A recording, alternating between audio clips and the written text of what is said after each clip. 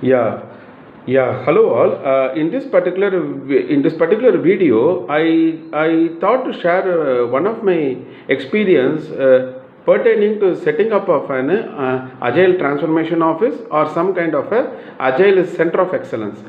So, couple of days back, one of my friend, called me casually, and he has mentioned me that he had joined some other company as an agile coach, and probably he actually wanted some kind of a guidance or some kind of a insights from me to actually set up an agile transformation office. So what I thought is that okay, why not make a video on it and then share it in the social media so that it actually benefits the larger audience. So with that particular intent, I am actually made this particular video. Now let us actually proceed into the contents of it. So the problem statement or the situation to be considered is the client is very new to agile way of executing the projects, and now we need to set up an agile transformation office for the client, and we also need to do a transition or a transformation from a waterfall model to agile way, and also build some kind of an accelerators, enablers, and some kind of a value adds to the client as a part of our continuous improvement journey. So this is the case study or the scenario we are going to deep dive in this particular video. So to begin an agile transformation, probably what I may recommend is to create some kind of an agile transformation initiation questionnaire artifact. It could be a Word document, or it could be an Excel file, or it could be some kind of a customized SharePoint site wherein you are actually trying to capture the details of the client. All that I wanted to do is to spend some time on understanding why the client wants to do this particular agile transformation. Are there any pain points in the system for the client when they were actually executing their projects or programs in the waterfall kind of a model, or the client wanted some kind of a process improvements. It could be an improvement in predictability, productivity, responsiveness, or quality. So what is that the client exactly wanted, and what is the business driver behind this particular agile transformation? So I have prepared an agile transformation initiation questionnaire artifact wherein I have some 40 to 45 questions, wherein what I used to do is that I quickly set up some time with the client and then probably have an interaction with them to collect the details for those particular questions, and then the outcome or the output of those answers to those questions will be my essential ingredient when I am trying to define my agile transformation strategy.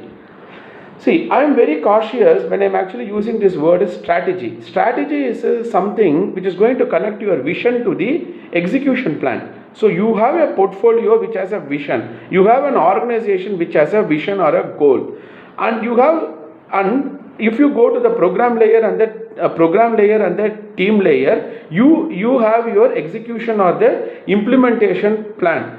So typically speaking, strategy is something which is going to connect my vision to the execution plan, and as the very word indicates, it cannot be copy pasted. Forget about copy pasting a strategy across the projects or the programs. You cannot copy paste a strategy which has worked for the same team for a release 1 cannot be copy pasted for a release 2, because strategy is very unique to the situation, the intent, the content, and the context behind it. So what I used to do is that first of all I used to understand what are the different work item types, meaning to say in my particular product backlog, which is a container, what are the things going to come? Is it only the user stories, or I have change request, tech refresh, incidents and support tickets, production defects, maintenance activities, compliance activities? So what is the totality of my ingredients of my product backlog? Like if you are taking an iteration based approach, probably you can use the word product backlog. If you are going by the item based flow like a Kanban, you can use the word replenishment queue. So all that I wanted to know is to understand the percentage composition mix of my particular backlog, understand the different work item types, and possibly start creating process policies explicitly. So meaning to say, if I have a change request, then how does my team need to respond to it? If it is a production defect which is really critical, then how does my team need to respond to it? All these things need to be defined, socialized, agreed upon within the team, and start creating a preliminary team charter. So your agile team charter should contain some kind of an working agreement between the coach and the team, and how does the team is going to respond to a situation should need to be clearly documented in the team charter. And then possibly based on the work item type, based on the input demand flow rate, based on the outcome expected, and based on the output the flow rate, I may come up with either an iterative based framework, or I can even go for a Kanban based approach. So basically all that I'm trying to tell is, don't try to force with the framework without understanding the context in which the framework need to operate. So understand the context in which the framework need to operate, and then try to see which particular framework will actually resonate well. So which could be the one thing from a framework point of view. The second thing could be, understand from the client, hey, what is your success criteria of this particular transformation? Because my success criteria will be something different and your success criteria will be something different. So we need to have a clear clarity on what if I do, you will call this transformation as a grand success. So I need to define what is the success criteria of this particular agile transformation, which could be the one thing. The third dimension or the aspect is, look into the metrics. So you need to speak to the client to understand, hey, what kind of metrics do you really wanted me to furnish, and what is the periodicity? Say for example, if you are having a program increment which is a bigger container, do you want me to have some metrics at a program incremental layer? I am already furnishing the metrics at a iteration level. Now if you want at a program increment layer, then probably at a release level. So one need to have clarity on what are the metrics which needs to be furnished, at what level of execution, and possibly what is the periodicity or the frequency in which these metrics need to be furnished to the client. So just to paraphrase, till now what we have understood is that, start creating a team charter, start creating a working agreement, spend some time on understanding the percentage composition mix of your product backlog, because for the reason that your iteration backlog is anyway going to be a subset of your product backlog. So one need to understand what is the percentage composition mix of different work item types in the product backlog.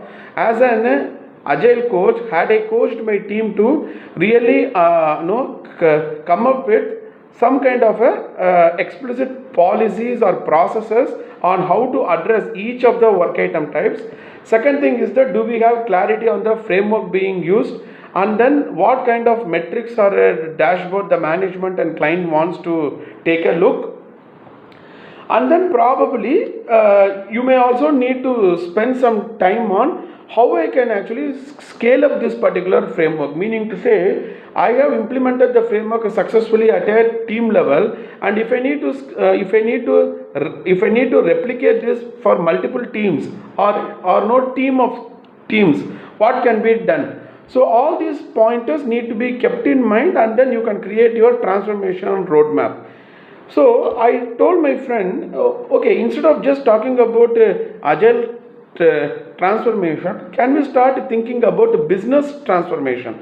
Meaning to say, I have created an agile transformation plan, but what is the business outcome which is getting a tag to it? Are you trying to eliminate the waste, or are you trying to increase the throughput, or are you trying to ship the code to the production landscape at a frequent like at a frequent releases?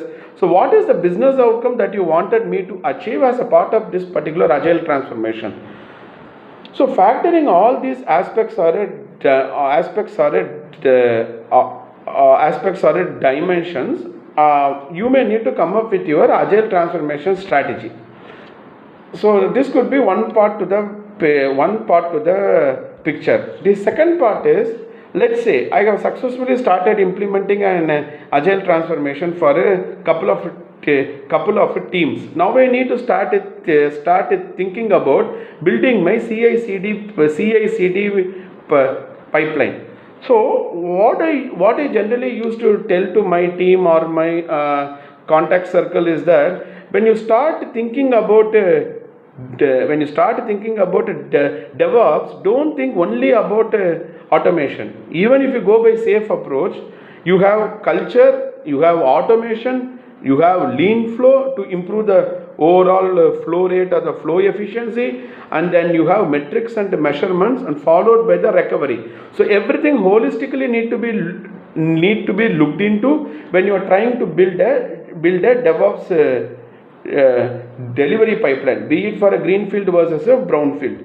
So focusing on the technical agility, focusing on the metrics on the dashboard, focusing on the transformation roadmap, and also having clarity on what is the outcome that we need to arrive at, and also trying to understand the input flow rate, also the output expected. And probably what I may suggest is that start doing a static workshop, STATIK, systems thinking approach to introducing Kanban.